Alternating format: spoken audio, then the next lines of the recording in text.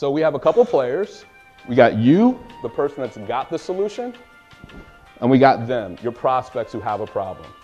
What physically happens when we create an offer? Well, this guy goes, your prospect says, I have a problem, right?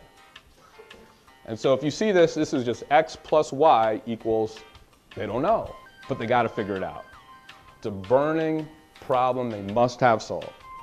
And you go, really, you got that problem? I know the answer.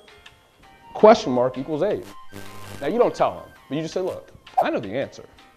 If you want that problem solved, I can take care of it for you. Now they believe you, and the next question they have is what? Let's say you're thirsty, and I'm the only guy with a glass of water in the world, right? And I say, I got one. You say what? What do I have to do to get it? How can I get it?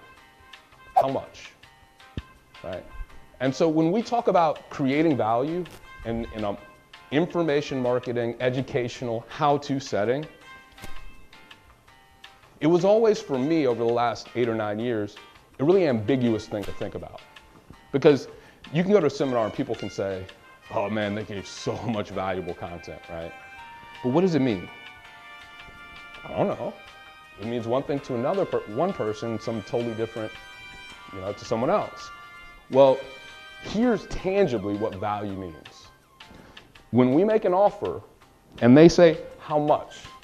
Your response must always be essentially that ratio that Matt gave you earlier.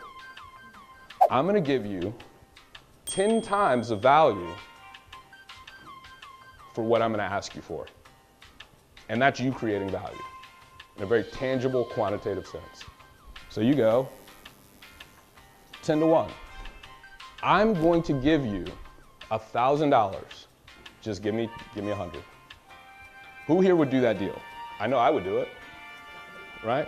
That's what we're aiming for. That's what it needs to feel like.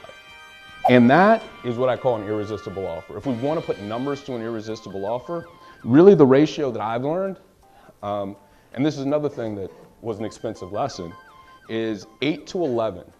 8 to 11.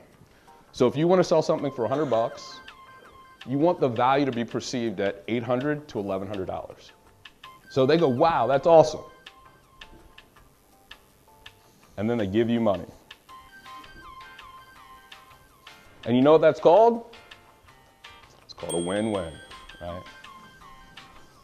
That's physically how an offer takes place.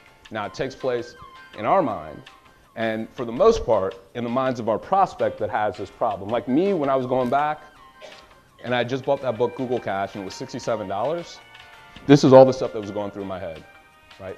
Even though it was more than I thought it was worth, I had to get myself past all this and go, all right, here's my money.